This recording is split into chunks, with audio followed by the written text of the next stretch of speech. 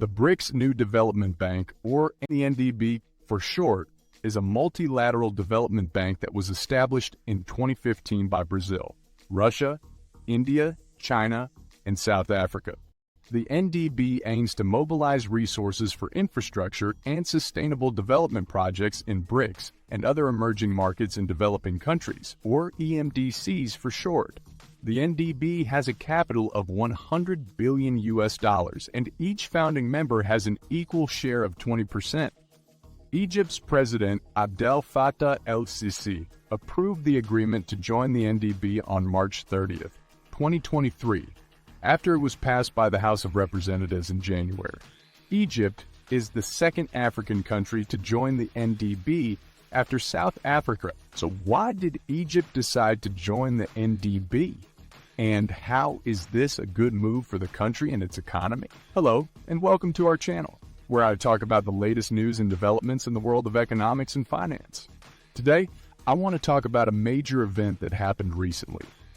Egypt joined the BRICS New Development Bank. What does this mean for Egypt and its economy? Let's find out. Well, we have to take a look at the country's economic situation. Egypt's current economic situation is mixed, as the country faces several challenges and opportunities.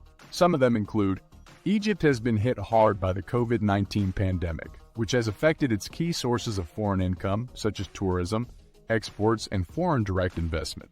The country has also suffered from rising food and energy prices and a high external debt burden. Egypt has requested a new program from the IMF to support its economic reforms and protect vulnerable groups. The program aims to restore macroeconomic stability, enhance social protection, and promote private sector development and job creation. Egypt has also achieved positive growth in 2021, one of the few countries to do so, and saw a decline in unemployment and poverty. The country has benefited from strong remittance inflows, portfolio inflows, and external financing, which have supported its international reserve. Egypt's economic outlook for 2022 and 2023 is projected to improve, driven by consumption, investment, and exports. The country is expected to gradually regain growth momentum as the vaccine rollout progresses and the pandemic subsides. Therefore, Egypt's current economic situation is complex and dynamic, requiring careful management and strategic choices. Joining the NDB could be one of those choices that could offer both opportunities and challenges for Egypt's economic development and foreign policy. Egypt's decision to join the NDB could be related to its current economic situation in several ways. However, let's look at the benefits that Egypt expects to get from joining NBD. First of all, Egypt could benefit from accessing alternative sources of finance that are more flexible and less conditional than those offered by traditional institutions like the World Bank and the IMF. Egypt has been hit hard by the COVID-19 pandemic, which has affected its key sources of foreign income, such as tourism, exports, and foreign direct investment. Egypt has also suffered from rising food and energy prices and a high external debt burden. Egypt has requested a new program from the IMF to support its economic reforms and protect vulnerable groups. However, joining the NDB could give Egypt more options and leverage in terms of financing its development needs and projects. Secondly, Egypt could diversify its trade and investment partners by strengthening its ties with the BRICS countries, which are among the largest and fastest growing economies in the world. Egypt already has strong relations with China, which is its largest trading partner and a major investor in its infrastructure projects. Egypt also has strategic partnerships with Russia and India, especially in the fields of energy and defense. Joining the NDB could enhance Egypt's cooperation with these countries, as well as with Brazil and South Africa, on various issues of common interest. This could also open up new markets and opportunities for Egyptian exports and investment. Thirdly, Egypt could enhance its regional and global role by participating in a platform that promotes cooperation and dialogue among EMDCs on various issues of common interest. The NDB is not only a financial institution, but also a political one. It represents a new voice and vision for EMDCs in the global development finance system.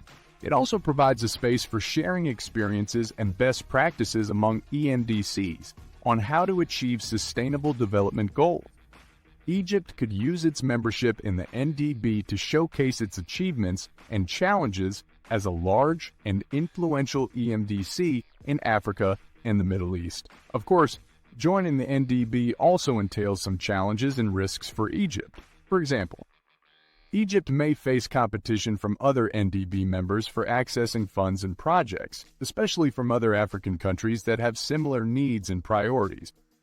Egypt may have to balance its relations with the BRICS countries and other traditional allies, especially the US and the UE, which may view the NDB as a rival or a threat to their interests and influence.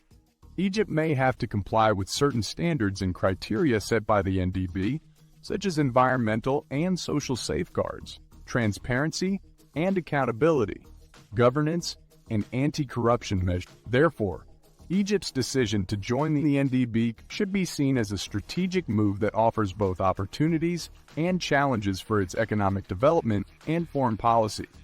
It is up to Egypt to make the most of its membership in the NDB by pursuing its national interests while contributing to the common goals of the bank and its members. That's all for today's video. I hope you enjoyed it and learned something new. If you did, please give it a thumbs up and subscribe to my channel for more videos like this. Also, let me know what you think about Egypt joining the NDB in the comments section below. Thank you for watching and see you next time.